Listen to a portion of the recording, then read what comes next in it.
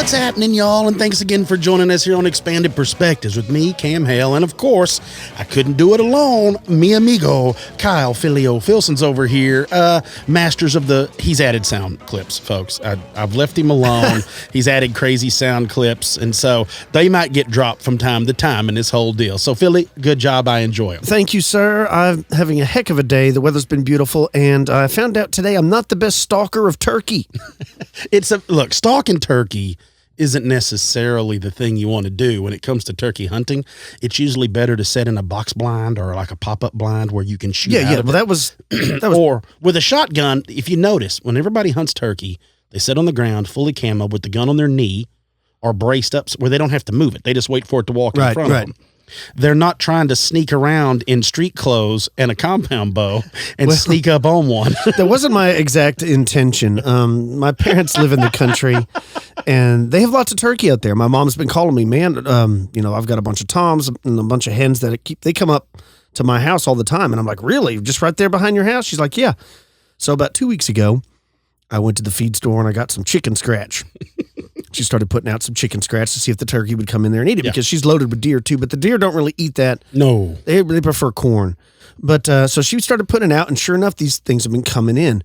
And I asked my mom, I'm like, well, can you write down the time they're coming in so I can kind of pinpoint what time of day I need to come out, and now because we don't know where they're roosting, so no, you can't call them right off the roost. Right. You don't know where they're coming from. And this is all on private land, so I can't just go cross it over into other people's property. But I know that they're close because they don't travel real far, and they're there every morning. Well, so now they're coming about 3 times a day. So fast forward about a week or so, I think I'm going to just sit near there and I'll be able to see them. But there's a problem with turkey. They have excellent eyesight. Where deer rely more on their sense of smell, not at their eyesight. The turkey are almost the exact opposite. I don't think you can get winded by them. I mean, I'm sure you can, but not like their eyesight. Their eyesights are sharp, right? Just like an eagle or something. Yeah. So I need to put up a pop-up blind so I can hide in there and then shoot my bow from the pop-up blind. So I put it out there, and I was driving around work the other day, and I decided, well, I don't really like where it's at, so I think I'm going to move it. Well, today Jacob had baseball practice, and I was like, well, you know what? When I'm done with baseball, I will just swing by my mother's house, and I'll move that blind, and then I'll come home. So Jacob, it turns out he doesn't want to go over my mother's. He's like, can you just run me home? I'd rather just play on the trampoline and stuff. So we don't live very far from my mother's. Dropped him off. I went back to my mom's. I tell my dad what I'm doing. I'm going to move that blind. He wants to come help me. No problem.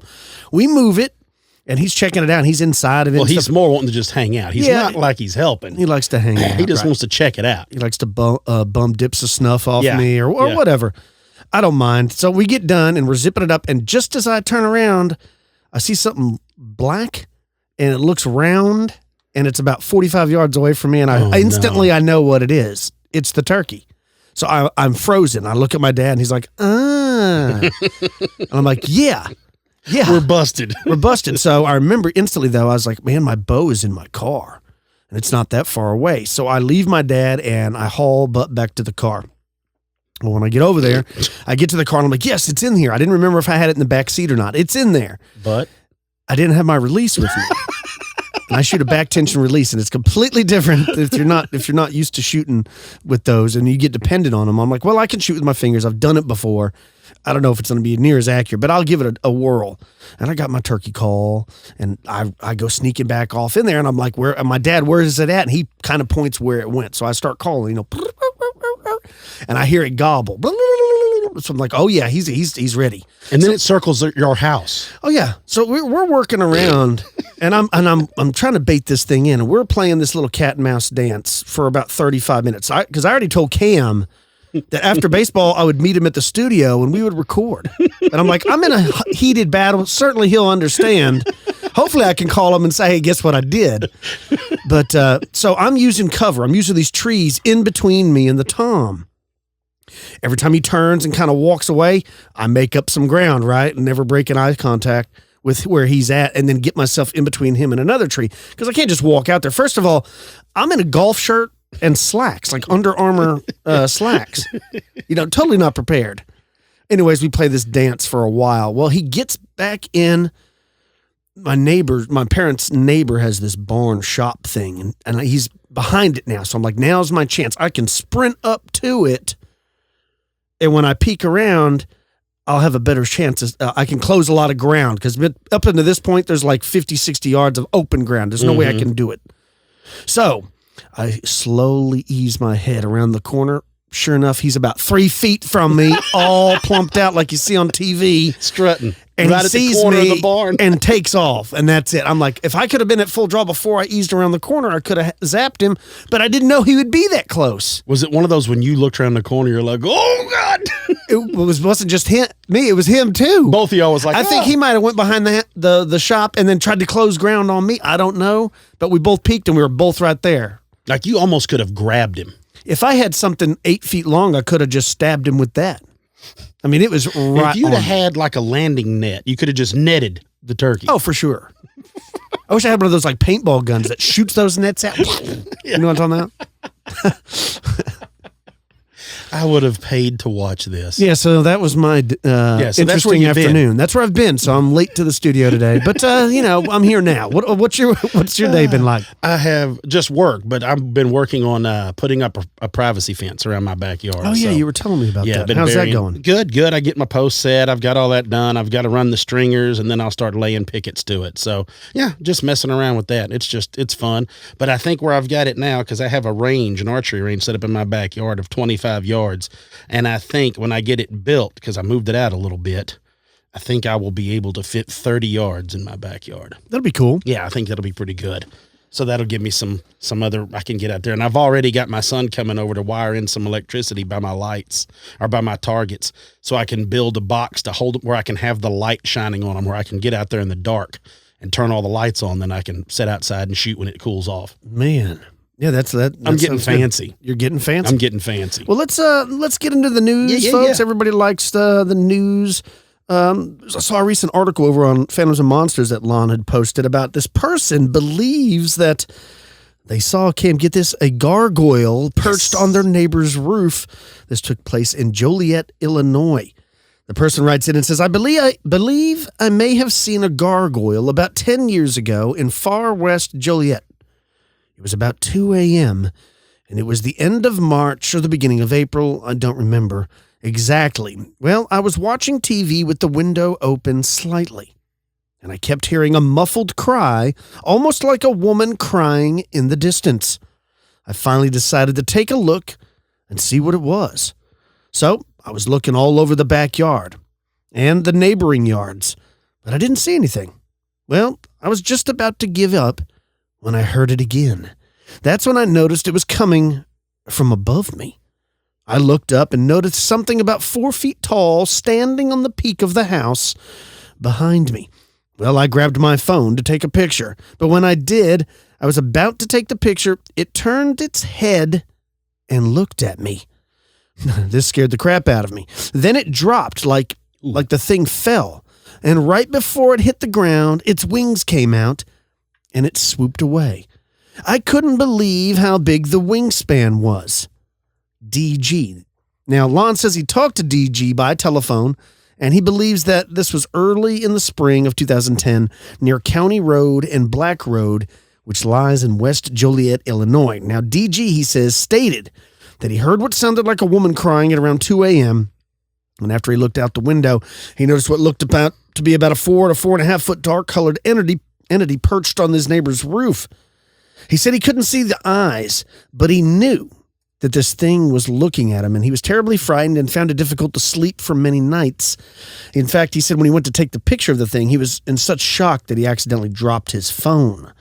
He said that this thing, before it leapt off the roof, stood up, and its wings were huge. He said he estimates them to be about 10 to 12 feet in length, and he said the wings unfurled. And here's an interesting fact, Cam. He said he didn't see the thing ever flap its wings. It just flew. Now, that's a common thing that's reported in a lot of these cryptid sightings. Now, Joliet, Illinois is approximately 45 miles southwest of Chicago. And remember, we're just coming to an end of the giant flap of these flying humanoid creatures in and around the city of Chicago. So, once again, I think it's odd that, not that a giant gargoyle isn't odd, but that you never see the thing flapping its wings. People often hear it, but they don't see it moving its wings, which I find bizarre. But what could he have seen? I couldn't help but thinking about that's the same prison that the Blues Brothers was from the original Blues Brothers. Is it really? When they go pick him up, Jake and Elwood, when Elwood goes to pick Jake up. I remember the movie. I don't remember the name of the jail. That's it. Yeah, because I think it was was it Joliet prison. I don't even know if it's open anymore, but I know that was where he was at. So when you said it instantly, I was like, that's the prison that the Blues Brothers were in. Yeah, but 4 foot to 4.5 foot. Could there be like a giant owl, like a huge barn owl, and somebody might have mistaken it? I mean, look, once again, this is something that comes up on the show all the time. He thinks it was 4 feet, but was it really 2.5? Was it really 3? Because I think a barn owl could get 2.5 feet tall. Well, I noticed today, now that you bring this up, is, of course, it was kind of windy a little bit here today, and I was coming back from our lake, and there was a buzzard in the air flying along beside my car. But, I mean, he was up ahead of me, right? And he was riding, like, I didn't see him flap his wings for probably 20, 30 seconds, like driving, and he's ahead of me. And I'm just watching him soar and sail, and I never saw him. He's just guiding. So I'm watching all that. And I always think about that. Like when you talked about it, it's like, well, playing devil's advocate, what if it was just a big owl and it was a little breezy? I mean, it would be easy. Of course, I mean, it's not super windy usually in the evenings, but still, I mean, it would be a thing to where they would come out there. But also, too, when a bird jumps off of something, they usually jump and flap and fly away. They don't jump and just free fall and then open their wings up all dramatic like. That's only done in the movies. Yeah. So if you see something free falling 40, 50 feet and then open its wings up and catch it right before it hits the ground, a bird doesn't do that. No. Because I'll give you a reason why. You don't haul ass in your car and then the minute you get to the stop sign, lock them up. Although I do see people do that. They do but you know what I mean? It's like they're not sliding up to each stop sign, stop and go. It's the same thing for a bird. It's like you're not just going to free fall and then open your wings. There's no reason for it. I mean, unless you're trying to give like the dramatic superhero landing, something. But So it always makes me wonder, like you're talking about, what could it have been? And we always speculate on this. It's like, could it have been a bird? Yeah, could have been a bird. Could have been an owl. He could have easily mistaken. Maybe it was. Maybe it didn't free fall as far as he perceived it in the dark. Yeah. There's a lot of stuff to it, but it's one of those things like you brought up. We're not that far from Chicago. Multiple people. I mean, look at all the reports. It's a huge flap. For 2 years, people have been seeing stuff in and around there. And although this was 10 years ago, maybe it's all the same thing. And it could have been one of those deals. It seems like there are hot spots around the U.S. for strange sightings of certain things. Like, you can almost pick certain areas, like the lichen loop you were mentioning recently. That's right. You know what we should do? Somebody out there should do, if you want to really have something fun to research, pick you a cryptid, whether it's Bigfoot or gargoyles or where it is, and start looking at the clusters. Because you remember how Politis did it with his missing 411 with clusters. He's got the map. Mm-hmm. Look at cryptid clusters, because I don't mean like one or two. There's going to be areas where there's more in certain areas than others. And you could, you'd be able to say like, well, this area, this state's a hot spot for dogman. Like we've seen them all over, but this area has the most. This area has the most for Mothman sightings or this, gargoyle sightings. And this, you could bounce around and find that. I think for dogmen or werewolves and stuff, I think like the Wisconsin area or Pennsylvania seems to have the most. And it seems like Ohio always has crazy stuff in it. Yeah, right? That's like a hotbed for everything. Everything weird. Yeah. And well, now you can also chalk up Utah for something strange, folks. If you're looking for a little fun, and while you're listening to this, you're on your mobile device or you're sitting at your desk, go on YouTube and punch up Lone Peak Bigfoot video. Okay. I'm going to tell you, listen to this. This comes from our friends at Cryptozoology News. Took place in Utah, says a fella believes that he captured a Bigfoot creature on video. His name is Tanner Hargis, and he shared this video with, it says RMSO. Now, look, I don't know what that means, but it's got to be some sort of research thing that's going on there. But he said he was in his backyard with a spotting scope in Lone Peak, Utah on March 23rd when he had came across this humanoid figure at 10:30 in the morning. This is what he says. I don't think any human would be hiking there right now. It's just too high. I think it's something that needs to be checked into. Now, Hargis goes on to say that the biped appeared to be about 8 feet tall and was walking uphill quite fast. And its arms, it says here that he adds, were down to its knees. Now, if you go and look at this video, it's very snowy, of course. I mean, there's a lot of snow. Yep. And this thing is walking. And you could see it walking, and it kind of disappears in the foggy regions of this mountains. But are you watching the video? Yep. It looks pretty interesting, right? It does, yeah. But now look, it's still not crystal clear. I'm assuming he's using his phone and like a phone scope, stuck on it or something like that. It's not giving you 4K image quality of something. But this is going to be a way that somebody's going to catch some footage of a Bigfoot. Is like you and I were talking about when we go on our hunt, you want to take a spotting scope and an adapter to carry it where you can hook a nice camera to it. So you can get some good long range footage through your spotting scope. But that's still interesting. Okay, asking you this. Yep. Would you think it's a man in a coat? Yes, I would. Was that what you would assume it would be? I mean, it looks just because it's humanoid shaped. But because he's not, yeah. I don't know enough context of where this is shot. Like, is on the other side of that hill a ski resort? Yeah. I mean, I don't know. Are there cross-country ski trails just around there? I mean, I don't, without knowing the area, I don't know, but it definitely is a humanoid-shaped something. Exactly. My problem is this, when I watch this whole video, is when you listen to me tell you about it, it sounds really awesome. This is going to be great. When you watch it, the figure in the video is about the size of a grain of rice at its largest, cropped, zoomed in. Still, it's only the size of a grain of rice. So you can tell it is bipedal. You can tell it's something walking upright. But it could very easily be a hiker, be a hunter, be anybody out there doing it. I mean, just anything like it. I'm with you. It's not doing anything that would lead you not to be a person. Like it's like you've mentioned recently. Like I don't see it throw a pig. Yeah. 100 yards. I don't see it rip a tree out of the ground. I don't see it do anything other than looks like it's walking. And my question is, what is used for reference in the video for it to be 8 foot tall? Right. If you watch the whole film, you can see how far he zoomed in. Yeah. It's impossible to judge. And its arms are down to its knees. How do you know? They put the tape on the doors of every convenience store so people can judge the height of somebody. And that's judging the height from 8 feet. Yeah. Exactly. Judging the height of a person at 900 yards with nothing in relation to it. I'm with you. I mean, it's a solid white background. It could be, it could be 4 foot 5 tall. foot, 4 foot, 6 foot, 8 foot, 10 foot. I don't know. There's nothing there. And I'm not hating. I'm not trying to say that that's not what it is. It very well could be. But well, and if you notice, the Tanner fellow that shared it, he doesn't say, yeah, this is what it is. He just says, I just don't think anybody would be hiking there right now. Yeah. And he says, I think it needs to be looked into. And he said, hey, look, it could be a Bigfoot.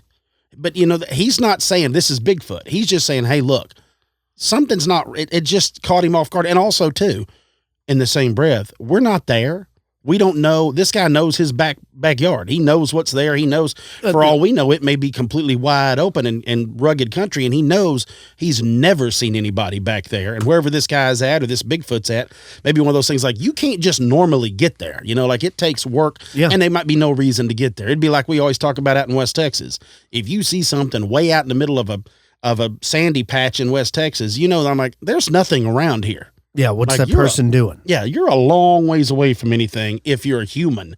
So maybe that's what it is. But it's one of those things. One of those bizarre sightings, yeah. When you make these kind of claims, he's not making them, but of course the whole thing, if you make claims like that, you better have some serious evidence to back it up. I agree. And when you start putting video out there, this is the problem. We still get blurry blub squatch or whatnot. I mean, that's what we have. That's all we have. Maybe he is naturally blurry. But anyway, the whole video is like 20 some odd minutes long, but if you watch the very beginning of it, they'll do all the work, crop it in, show you the whole thing, let you see what he was filming, the whole deal. Cause he's filming mountains. He's just filming through his spotting scope. For what reason? Maybe he's looking for something cool. I don't know. But anyway, it does say though that the RMSO said they were able to investigate the sighting 3 hours after the report came in. So when he called and let them know, they went out there within 3 hours, but they came back empty-handed. Well, that's another thing. There's nothing to back up the story. Like if they had went out there and they found some large footprints in the snow, if they'd found some hair, I mean, to back it up, but with nothing, I mean, you just have to dismiss it. I've seen stuff before. I'm like, what the heck is that person doing? Yeah. And then I still don't know. I drove off. The rest of my life, I never knew. Never knew. Just people do weird stuff. People are very weird. Hey, look, man, it's still one of those deals. I hope we eventually get some cool footage. Me too. But I just don't know. Like I said, on this one right here, I'm going to have to just say I just don't know. Yeah. Well, speaking of seeing things that are strange, let's take a break. And when we get back from the break, I'm going to be talking more about these sightings of these black stick men. Yes. Stick with us. You're listening to Expanded Perspectives. And we're back with Expanded Perspectives. Hope everybody enjoyed or took the time to go over there and look at that video of this possible Sasquatch up in the mountains of Utah. I'm going to be talking today about something we've talked about before, more than one time, but I believe it's been a while since we've talked about it, and there's actually been some new cases of the thing. But starting back in around 2008, I believe, it was about the first time I had ever seen any mentionings of this on the internet. Back in those days, didn't listen to podcasts. I mostly looked at blogs, so I followed a lot of paranormal blogs, things like that. That's not all he was looking at. That's not all I was looking at. Let's not talk about that right now. But you know, some of the bizarre things are like we talk about the shadow people and the Hat Man and things. But one of the more bizarre things that popped up around 2008, around similar time to the Slender Man stuff, was these sightings of this so-called black stick men. Now, if you haven't listened to the previous show where we talked about it, let me cue you in on some of this stuff. The black stick men are these humanoid beings that resemble stick figure drawings, just like you see when little kids draw. You ever play the game Hangman or something? Little stick figures. Well, there's sightings all over the world of people actually seeing them moving. They have encounters with them in the city street. They have encounters with them in their bedroom. And even odder, lots of times these things are two-dimensional. I mean, they look and appear flat. That's my favorite thing about them. It's really bizarre. They lack any facial features, whether it be eyes or a nose or a mouth. And despite the name, they appear to be genderless. And so they're calling them the black stick men, but let's not get our panties in a wad. They could be a woman too. They appear to be genderless. The black stick men are said to vary in height, with some ranging of a normal human, 6 to 7 feet tall. There's even been sightings of them all the way up to like 9 feet tall. Also, what is especially peculiar about these creatures is how they appear to be entirely two-dimensional. To me, that is the most bizarre thing. They allegedly possess no shadow. So if you see them like walking under a street lamp, they don't cast a shadow of any kind. Some reports even report them being charged electrically with static electricity. They smell the smell of ozone in the air or the smell of sulfur sometimes when one of these sightings happens. The hair on your neck or your arms kind of stands up. The area seems to be charged electrically when these things are seen, which suggests that maybe they're coming from some kind of parallel dimension through some wormhole or portal. Maybe they're dragging their feet on carpet wearing wool socks or something. Yeah, maybe. No one knows why they appear. Their sightings are not related to any other particular paranormal event. And there's many theories about where these things have come from. One is that because of their two-dimensional physique, that they're most likely from another dimension. And another theory states that they are demonic in nature and are similar to these sightings of shadow people. Others state that these black stick men are merely manifestations of a person's psyche, kind of like a tulpa or a doppelganger, or even a malevolent entity known as the fetch. I don't know if you've ever heard of that, but we'll save that for another show. Anyways, I'm going to get into some of these sightings. Bring it on. These have been taken from multiple sources. This one apparently took place in 1982, and this person says, when I was a student nurse at Worley Hospital, which lies in Brentwood in Essex, England, I encountered what I thought looked like a stick person in the grounds of the hospital as I was walking home one night. It loped across the roadway, having been seemingly pressed up against a wall. It stopped when it saw me, and it raised its arms in fright and quickly walked off into the undergrowth. It was very tall and very thin. It had extremely long arms and legs, and a very small, oval-looking head. It was totally black. No obvious clothing, though. I saw no face, even though it emerged very near a street lamp that was very well illuminated. I was terrified. And to this day, I don't know what it was. And when I tell my friends, I don't think any of them believe me. So that's odd, right? A loping black two-dimensional stick man. Yes. That apparently looked like it was on the wall, like graffiti or something, but then kind of, what was the movie? Sherlock Holmes, young Sherlock Holmes? Yeah, we always talk about it. The glass guy. Yeah, it's kind of like that, where it was on the wall like a piece of graffiti, and I guess peeled itself off, started crossing the road, noticed the nurse, got scared, and ran into some underbrush. What? I mean, to me, I would think dude, this must be a bad mushroom, relapse from when I was younger or something. Right. I there's no way I physically saw that. You'd want to check what you've been Wouldn't drinking. you check mentally, though? You'd be like, man, I'm slipping. Well, I think there's a lot of sightings that happen like that people don't report because, just like what you pointed out, you said, I've seen some people do strange things and then I just don't think anything of it when it might not have been a person. Yeah. So, I mean, that would be one of those deals I would probably call and tell you what just happened, but I wouldn't bring it up on the show. If I saw something black like that, some graffiti peel itself off, the first thing I would think was somebody dosed me with LSD, and we're not going to discuss how I know what that would be like. But I would just say that's the first thing I would be like, I got to check my water. Somebody slipped a little something in there. That's what I'm saying. I would think it was like a flashback or something. Yeah. Yeah, but I mean, people see bizarre things all the time. I remember I spoke with a realtor one time. I was looking at a vacant, empty house, and I got done, and she called me a couple days later and was like, did you see anything odd when you were there? And I was like, no. I was thinking, are they talking about, water damage or black mold or something? Somebody trying to paint over something. And she was like, no, was there an old woman there? Did she ever come in to check on you? I was like, no. And I was like, I didn't see nothing. She's like, oh, okay. The reason I ask is a couple people have been in there and seen her, whether it be the inspector or things like that. And just so you know, that old woman's been dead for 30 years, but people still see her in there. You're I'm like, good God. I wish you would have told me that before I would have went in there. Cause I'd have been like Don Knotts, like the old, what was that? Or it's the ghost of Mr. Chicken. Yeah, that's been me. Right. Let's get back to these stickmen sightings. Hilarious. A lot of these sightings of the stickmen, kind of like with a lot of other paranormal things, is only young children see them. Some people report that they used to see it when they were a kid, and then as they grew up through adolescence and became an adult, they no longer saw them anymore. Like the phenomenon had ended. And like we've talked so many times before on this show, for whatever reason, children seem to be way more open to these types of experiences, and it's odd. But anyways, one witness says that he had a visitation from a stick man when he was just a very young boy. He says that one evening he woke up to a heavy feeling of dread. Got out of his bed to go sleep with his parents down the hall, but he wasn't alone. He said, when I got out of bed and opened the door, about 5 feet away from me, in the hallway was a tall, black, slender figure that was very thin, all black, no facial features, a circled head, and the arms and legs were impossibly thin, and the fingers, they looked sharp. It made no sound and was gliding as it walked. The way it walked was the most scary part for me.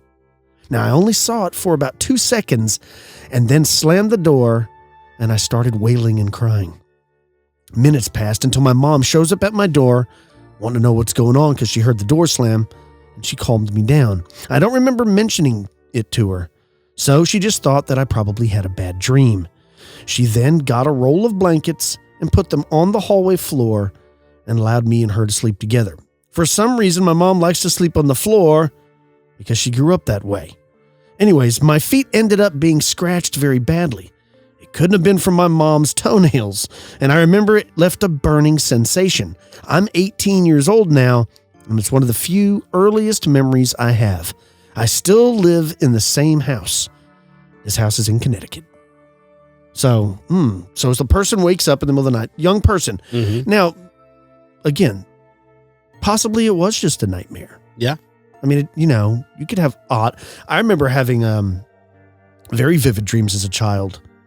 And I had a terrible dream that my dad had an axe on The Shining was trying to come in my room to kill me. I had a terrible dream in your room one time when I was a kid sleeping in a sleeping bag when there was a gerbil trying to get in there with me. Yeah. In fact, he got in the sleeping bag with me. Turned out it wasn't a dream. No, that was no dream. That was quite scary. Oh, Here we go. Check this one out. This following account is a slightly shortened version from a person's diary, but otherwise it's unchanged.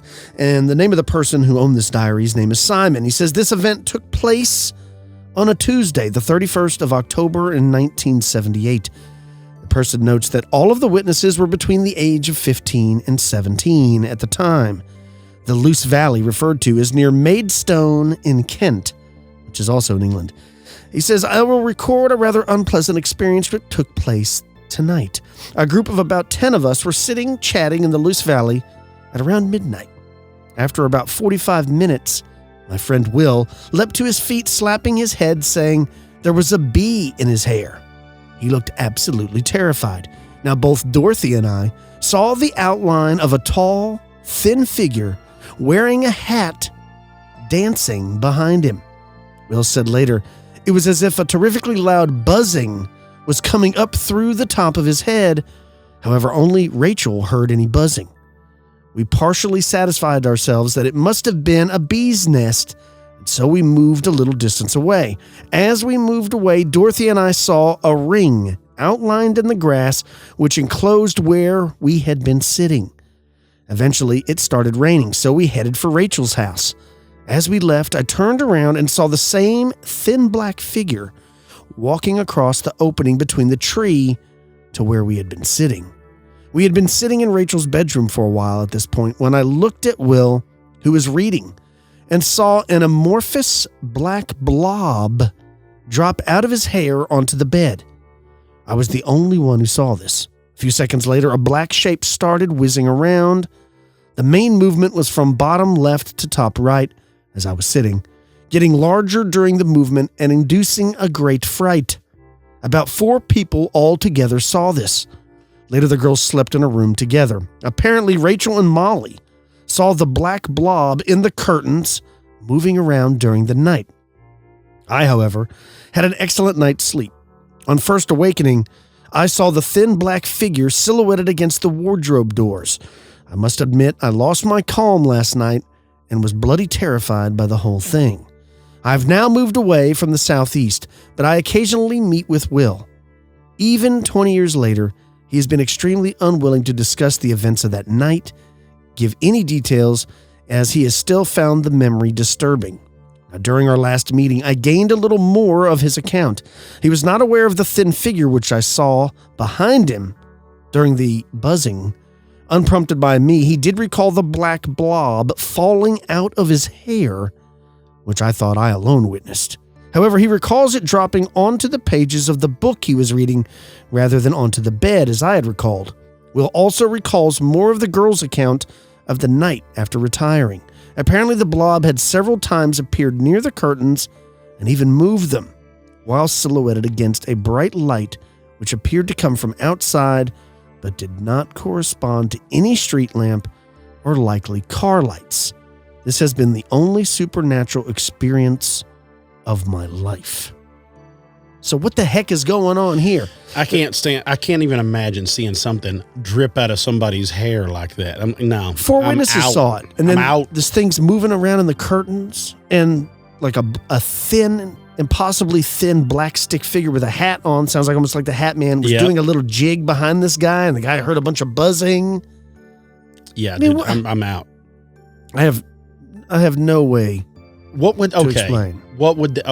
Let's just play along. What could it be? I don't know.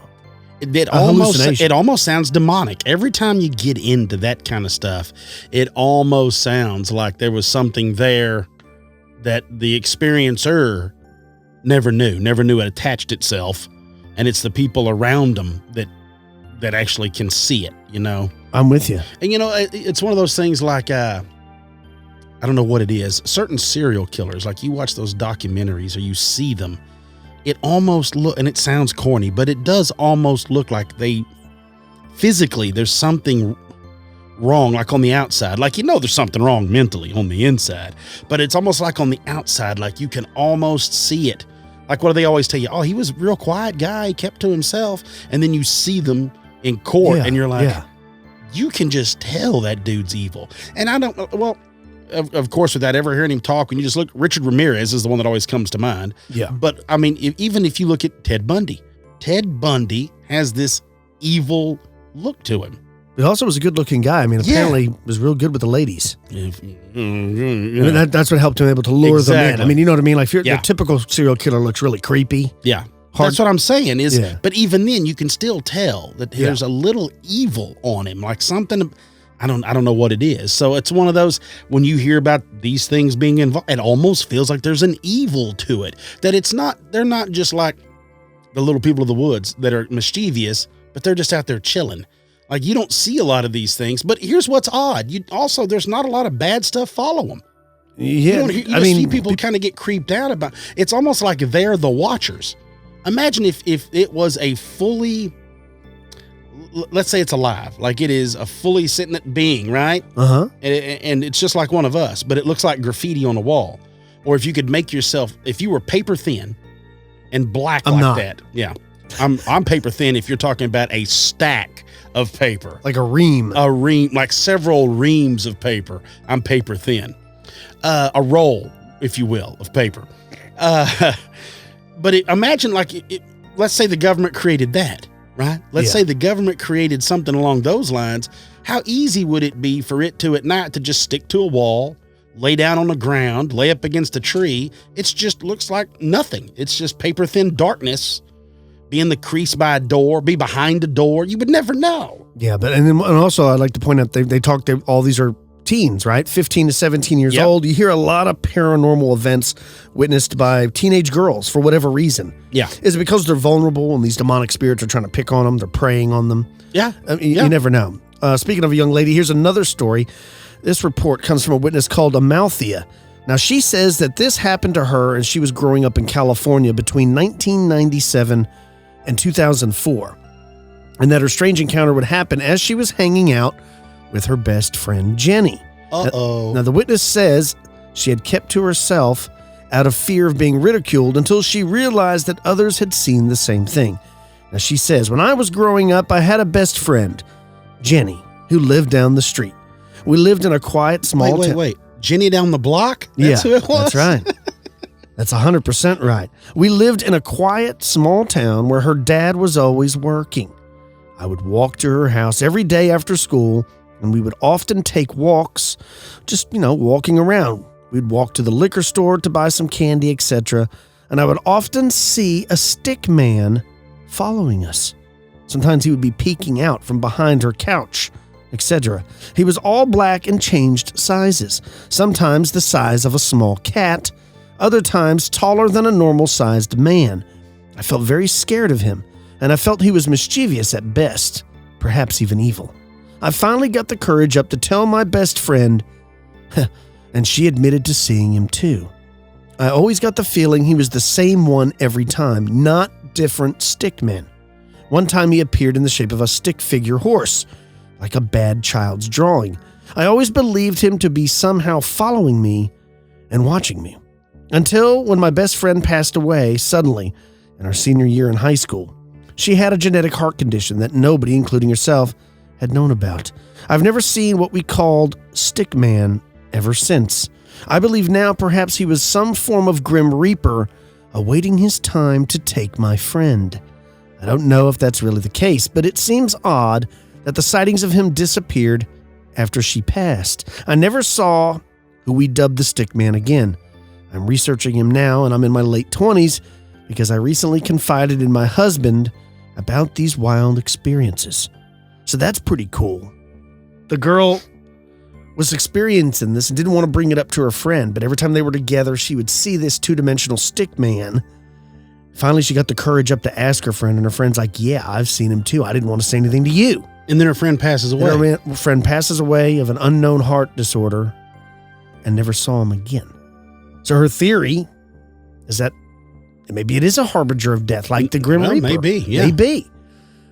these ideas of the Grim Reaper and stuff, they've come from somewhere. Yeah. Maybe an interpretation of the Stick Man 500 years ago. The Hat Man of something, yeah. Was a Grim Reaper. He's got the scythe in his hand because he's reaping the wheat or whatever. The sickle. Maybe the Grim Reaper takes the form of anything that's terrifying. Yeah. I don't know. Yeah, I wonder if there are other... I need to look into that. I would like to know if there were other Grim Reaper, I guess, looks or designs from other cultures. Yeah, that's... like what... Because, we already know that there are, like, certain death angels and harbingers of death in other cultures. But I wonder if the Grim Reaper is the only one, like, because that's what we know as it. Right. And, I often wonder about that. That's strange. I need to look into that and see. I need to look and try to find some more sightings of the Black Stick Men. There's a few other ones that you can find on various posts, but most of the time they're the same ones over and over again. Well, like you said, it's not a big...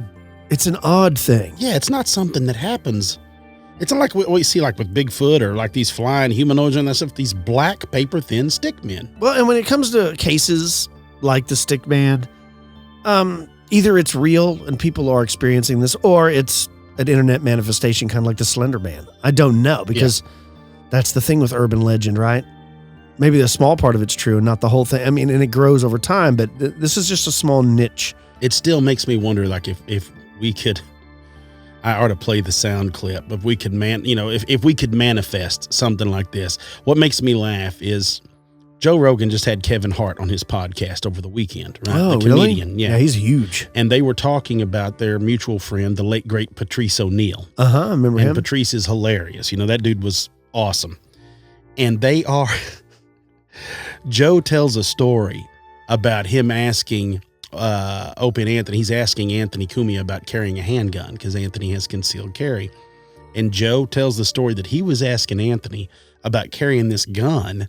And he said, do you ever think that maybe you attract negativity because you've got this energy out there? Like, could you manifest that? Yeah. And he says, without missing a beat, Patrice goes, Joe believe in magic. Just like that. No, but and starts busting on him. And it's funny the way he tells it. But it always do wonder because, like, we always bring up karma. But it's funny how the nicer you are, the nicer the universe treats you. The harder you work at being good to the people around you, your area around you gets better. I definitely believe that. So if you can manifest that in a way, couldn't you manifest the negativity as well? I think definitely that carrying a handgun could cause certain people to become even more agitated, right? I'll believe in magic. Like I've seen road rage incidents on the road where I've seen guys swerve at each other. I've seen windows roll down, guys waving guns, brandishing their handgun. Yeah. And I don't think that they would behave that way if neither one of them was packing. I also believe that this is going to sound strange for anyone who's never fired a firearm. There's a certain amount of fun of shooting a firearm. I don't care if you're shooting at paper. I'm saying there's a thrill, a definite adrenaline rush, right? Yeah. So if you're shooting, that can almost become a sense of like a high, like a drug. It can, yeah. And I think that a lot of these gangbangers, that's a lot of what it is. They get a thrill when they do a shooting, as sick as it is to say, which leads to another shooting, which leads to them doing it more. Like these guys jacked my homies. Now we're going. Well, and you also feel empowered. That's what I'm saying. On the streets, or you come from a bad part of town, you're a nobody. When you got that gun in your hand, well, now people have to. They better respect. They got to respect you. You speak my name, put respect on it. That's right. You know what I'm saying? That's right. And that's the problem. And they always talk about like, how do we get rid of this problem? Well, we got to get rid of the guns. I don't think that's going to fix it. Getting rid of the guns isn't the problem. So the manifestation of that, could you say you take that energy, and you put it towards something like a flying humanoid, or like a stick man, or like a black-eyed kid, or could you manifest that? Because it always goes back into my mind of like and we've even said it before and had researchers say it, is when you start looking into it, it starts looking back. What's that movie, The Secret? If you just sit there, Cam, if you dream about a Ferrari long enough, you'll get a Ferrari. That's what that documentary says, yeah, right? Pretty much, yeah. But it's right. And you're right, though. Positive thoughts, negative thoughts, I believe that it could manifest things in your life. It's one of those deals that I don't know. I feel like the more, like we said, the more people look into the darkness, they say it feels like the darkness is looking back. Is it looking back, or are you manifesting that darkness to notice you? You don't know how many times I've been up late researching some pretty dark stuff, and dude, it starts freaking out. Just turn it off. I don't do it anymore. Man, I don't do it anymore. When we first started this show, and even before it, I would get in some pretty deep, dark, like what you're talking. I mean, we really get into some more. Like we would get into more of the more evil, demonic stuff. Start looking into it because it makes people uneasy, and it makes you uneasy when you cover it. Yeah. And you're kind of get that thrill. You're like, ooh, and then comes a point you're like. Well, like I used to listen to all those true crime podcasts and all those, murdered podcasts and all that. I haven't listened to them in months. I'm like, I caught myself going, I don't need to put that in my ears. Yeah. I like these we've done a few serial killer podcasts and we've done some wild stuff, but for the most part, we do fun, interesting stories. Yeah, fun. Like we're telling now and make some fun out of it and hold it. I don't believe that you need to plug that negativity into your ears, and they don't mean it that way. They're sharing that information, but it just kind of, for me anyway, speaking just for me, I just have to be real careful. I have to be where I don't immerse myself in it. I need to take small baby steps in it if I do it anymore, because I got bad to where, I was listening to it. It depends on the topic. Deep. I mean, like I can read a good abduction story at 1:00 in the afternoon, and it's totally fine. I read that same abduction story at 1 a.m. right before bedtime. Totally different effect on me. Things don't work out. So you start good. Hearing things. You start seeing strange lights. You're like, what? Yeah. No, sir. Yeah. No. All right. Anyways, that's pretty cool. You said you had some strange stories that you alluded to in a previous show. Well, I did. Okay. And I had forgot while I had this. I've got it pulled up in front of me. And I still want to talk about those strange stories. But this one I had tucked away, and I was looking at my notes, and I'm like, why have I not discussed this? Kyle, if I ask you if you know who Red Sovine is, do you know who he is? Red Sovine. Yeah. He sounds like an author or a poet or singer or something. He was an old singer, and he used to sing the song, or he sang the song. You don't remember the song Teddy Bear, do you? Oh, the truck driving song. Yeah, exactly. Yeah. Well, do you remember the song Phantom 309? I think so. I think we might have talked about it before. Okay, about the trucker and how he was a spirit and they didn't know it, old Big Joe and all this stuff. Yeah. I think you brought it up. Phantom 309 was written back or was released in 1967, okay? Uh-huh.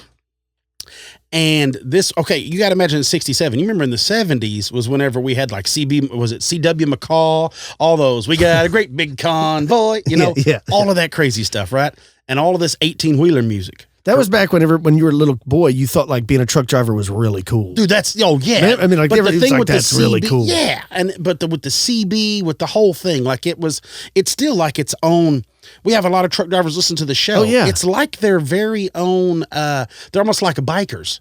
But I'm saying, their own culture. I don't think kids these days look up to that. But when I was a kid, I thought it was awesome. Well, because it was Smokey and the Bandit. And what was it? Was it Any Which Way But Loose or... And then I know your favorite, Over the Top, was Sly Stallone, the arm wrestling movie. Oh, with Ricky Schroeder? Yeah. Is that who that's in I'm pretty sure the kid's Ricky Schroeder. No, I don't think it's him. Is it not? I don't think it's him, but I think he's in it. But anyway, so they start talking about this song. And you got to remember, like Dave Dudley. I believe Dave Dudley was another musician that covered some of this stuff. But anyhow, you go back into the Phantom 309. And I remember... a lot of these songs. My brother-in-law, Double D, Diamond Dave, is the one who introduced me to this stuff, back in the day. My dad listened to some of it, but Diamond took me way back deep, right back on all this stuff. Basically, the story goes, folks, if you haven't listened to it, go listen to Phantom 309. All right. It's great. Red Sovine, Phantom 309. You'll dig it. But you got to look, it's a dated song, hands down. It's very dated, but for the long and the short of it, there's a dude and he's hitchhiking. He talks about how he's freezing and all this stuff. And this truck picks him up. And this guy's name's Big Joe. And Big Joe gathers the guy up. And as they're driving, they're talking, and he's talking about how he drives and all this. And he stops in front of the truck stop. And he lets the guy out, the singer of the song, the narrator of the song. He lets him out and he gives him a dime. He flips him a dime. And he says, go on in there and get you a cup of a coffee and tell him it's on old Big Joe, that I'm almost go in there and let you pay for your coffee. And he says, I got to go on up this ways a little bit. So he walks in, the song goes, he goes in, he orders him and he says, Big Joe setting me up, talking about how he paid for it. Everybody freaks out, gets all quiet, gets all freaked out. He's like, did I say something wrong? They're like, no. And he starts telling the story. And the story goes that Big Joe was killed when he lost control of his truck. right? And he swerved because he swerved to miss a school bus full of kids. And the whole thing is, it's one of the lines from the song is, it could have been slaughter, but he turned the wheel. And I'll never forget that, because my brother-in-law would always really put a real country emphasis on it when he sang it. So you get from there, you jump forward into a fella named John William Trudell. He went by Pete. All right. January 29th, 1963. He drove a tanker truck in the Chelsea River Bulk Petroleum Facility just north of Boston. And on this tanker truck was 4,600 gallons of gasoline. Okay? Okay. So he goes up there, he loads it up, turns around, and he's got to drive back to Keene, New Hampshire. What's this guy's name? This guy was named John William Trudell. Okay. He went by Pete. Pete Trudell was who this guy was, okay? Uh-huh. So he's got to go back near New Hampshire, which they say the way he was taking went along the Connecticut River, and it was just across from Vermont. So Trudell gets on Route 1, starts going north to Boston, goes, he's working his way up through the Newberry Turnpike. There's an intersection on Route 129 and Route 1 in Saugus, and apparently it's known to be a very rough area, okay? And maybe back in the day, maybe not so much now, but like back in the day, it was a little bit sketchy. So story goes, he went under the bridge, and under the bridge, there's a blind spot because drivers would go down into a little dip. Right? Okay. As he went under the bridge, there's a little dip up there. What Pete didn't know is there was a car under the bridge that had stopped, and it was waiting there for a school bus so they could pick up their children off the school bus. He couldn't stop. All right. The school bus is there also. So the school bus is parked and the car's parked. So what's he going to do? Smash into the school bus? Smash into the car? No. He cuts it across, runs up in there, and smashes into the bridge embankment. Yeah, the embankment right there. Smashes up underneath it with that truckload of gasoline. 46,000 gallons. 4,600 gallons of gasoline. Well, the dude driving the car was named Robert Mayer. All right. Now, Robert Mayer was from Stamford, Connecticut. And Mayer, of course, tries to get away. Okay. Yeah. Trudell does not. He can't. He's in the cab, stuck in the cab. Boom. It's on fire. The fellow driving the car tries to. He can't. Boom. Caught in the flames. The bus itself gets caught in the flames. But the 6 kids that were on the bus at the time and the bus driver get out. Oh, thank God. Yep. And 10 seconds after all this stuff, 10 seconds, then the bus burst into flames.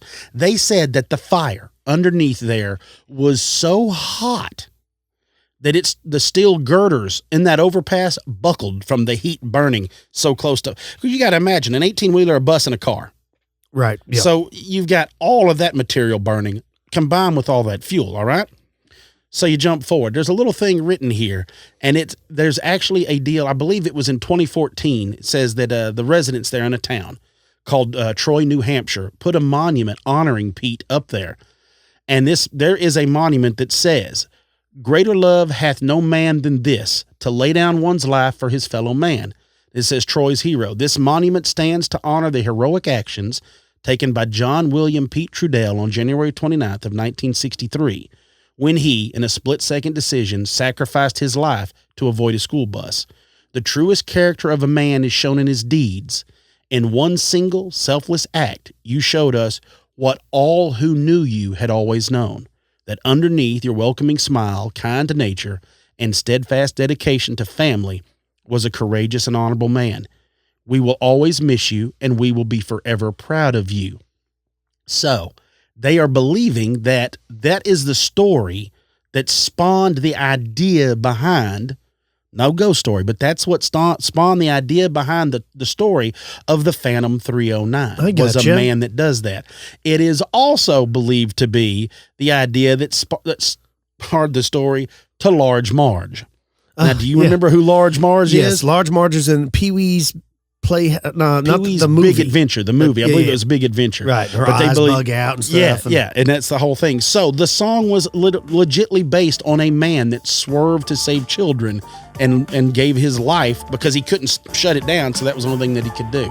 So that old song actually has some validity to it on that whole deal. Now, if you go near that overpass today, are there still sightings of old Pete? I don't know. It doesn't say, but I would like to believe that there is. Yeah, that would be. Yeah, that would be really. That would be cool. awesome. Let's take a quick break. When we come back, we wrap this up, and I got something else I want to share with you that's in the news. You're listening to Expanded Perspectives. Alrighty. We are back.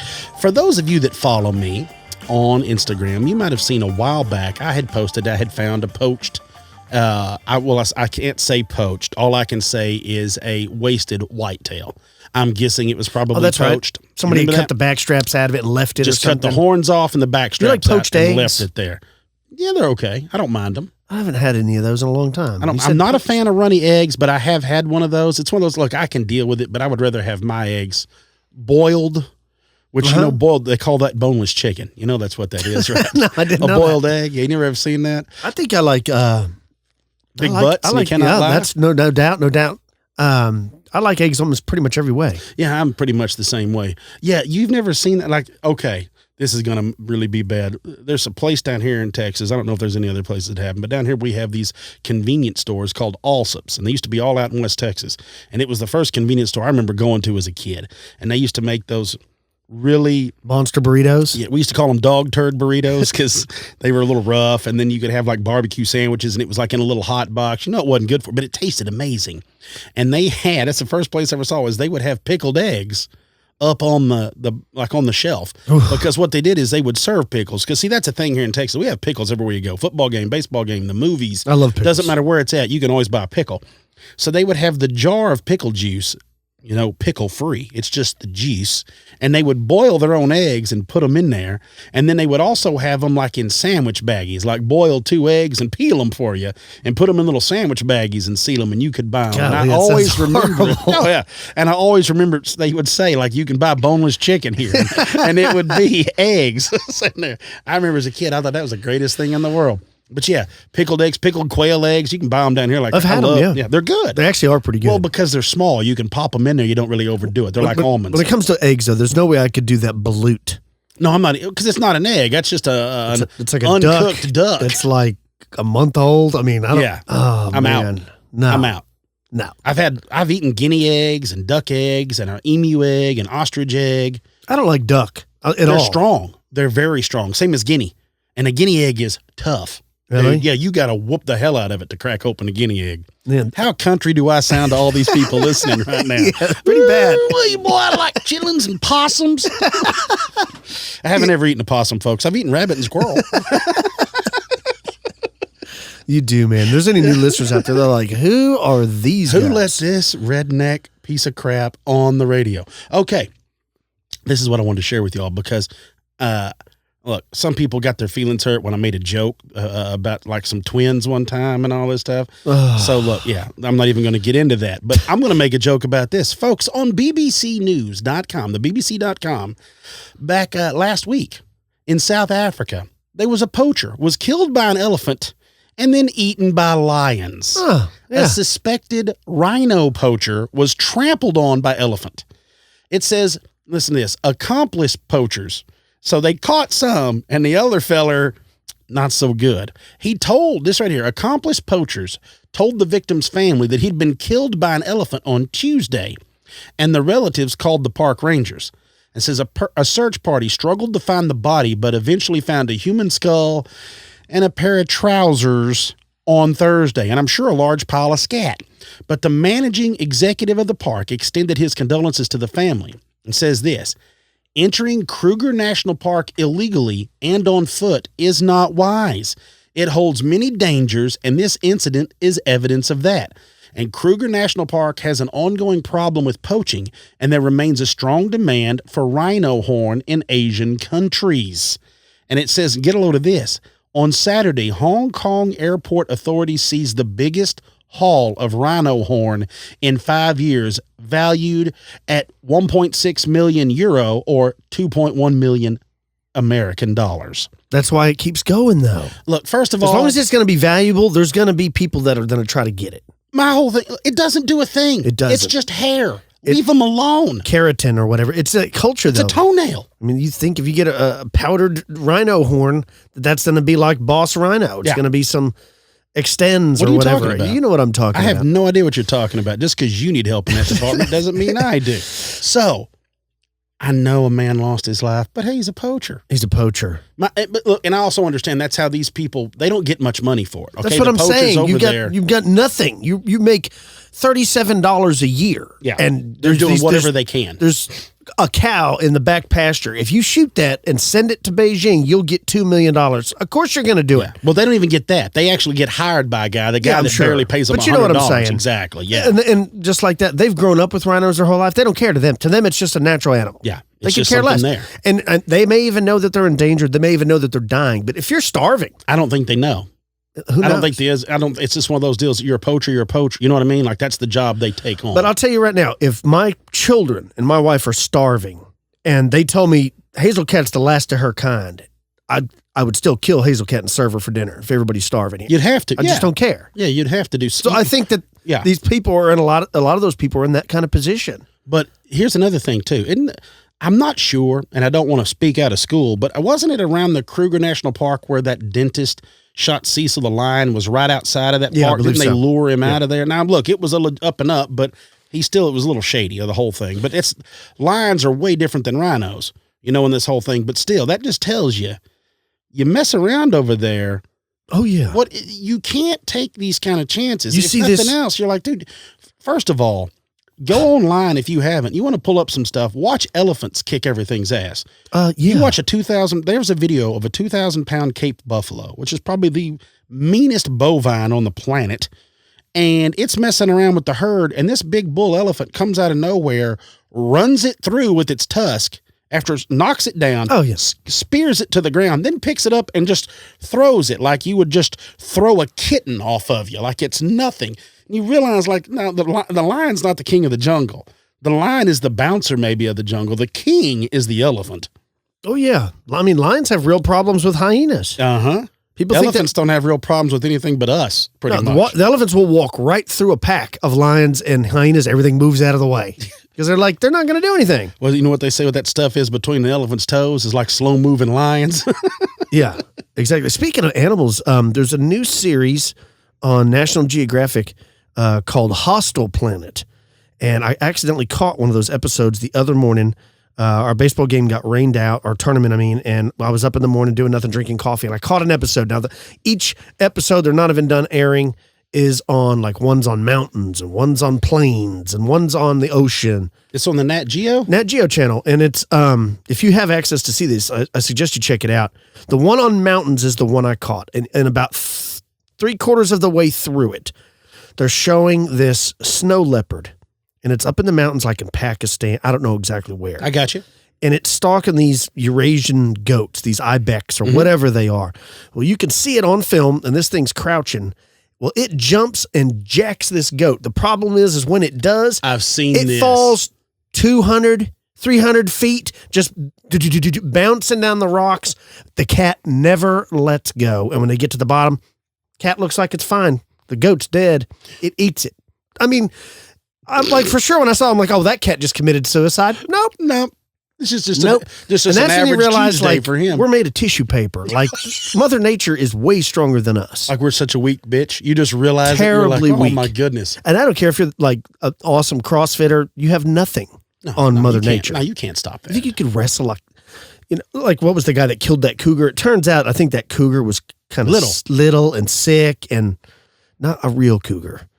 Well, I mean, it was a real cougar. It just wasn't squared away. It wasn't. We're not talking about a big one. You could whip a 85-pound, 90-year-old man's ass. Doesn't mean you're really that tough. You know what I'm saying? Yeah, and he may have been a retired Navy SEAL and a badass. In 1930. Yeah, exactly. If he's that old, there's always you might. And I don't say this to be disrespectful to you or to the person I'm going to mention.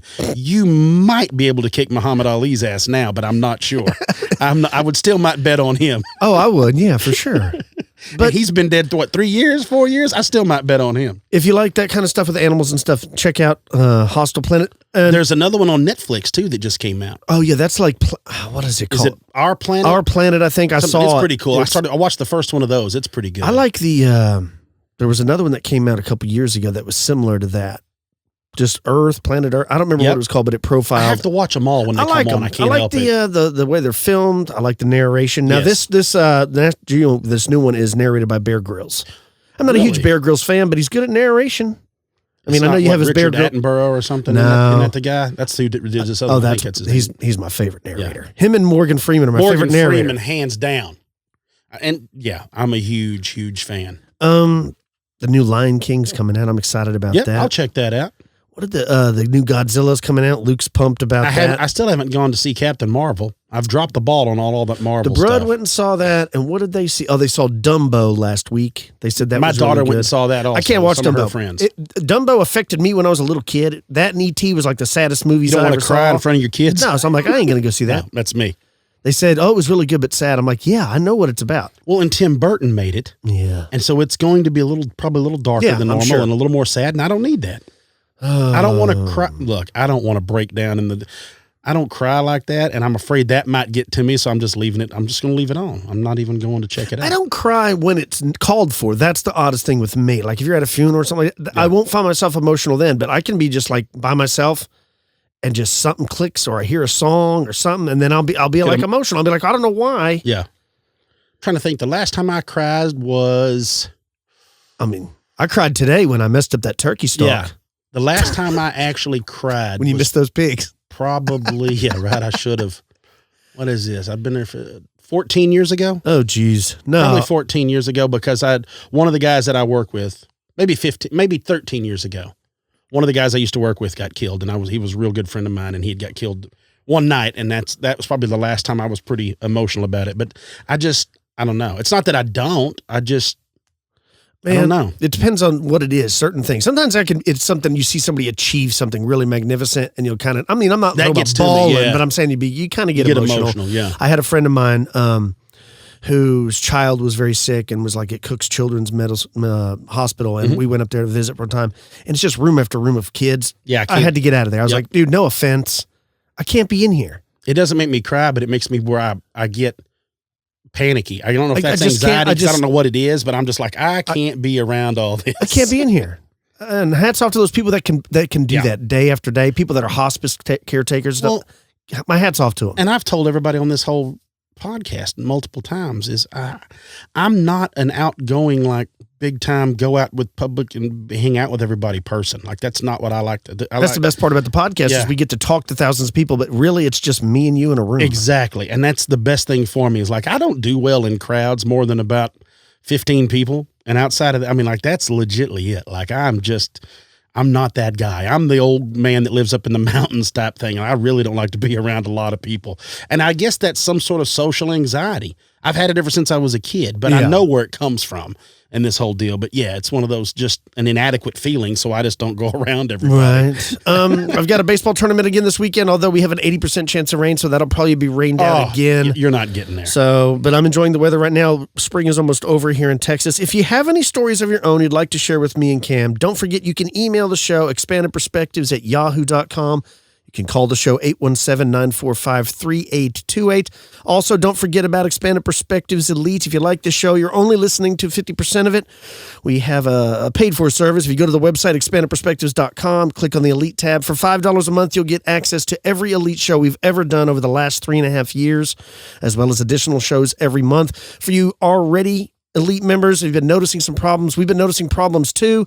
We got to get some IT folks on the system that runs that. We're not having the best of luck right now. Man, certain people can get episodes. There'll be other people that aren't getting them. I don't know what's going on, and I'm not smart enough to figure it out, but we are trying to work on that, so bear with us. Anybody else? If you want to follow us on social media, you can follow us on all forms of social media. Yeah, you'll see it. If you have any crazy stories about flat black stick men, send them in. There you go. If you have any stories about the animal that got away, like you almost got one and you turned the corner and there was a turkey 3 foot from you, send it in. That's always good for a few laughs. Just reach out, the whole deal. Like I said, but we're trying to get the whole Elite thing worked out. It's frustrating right now. And I'm not enjoying it. I've been going back and forth with a friend of ours, so we'll see what happens. It's always that way. Don't forget about our sponsor, Ethos. Just visit ethoslife.com and get started by clicking Check My Price. They will help you through the online application. It only takes about 10 minutes for everybody out there. Please have a good week. Till next time, I'm Kyle Filson. He's Cam Hale. Peace, y'all.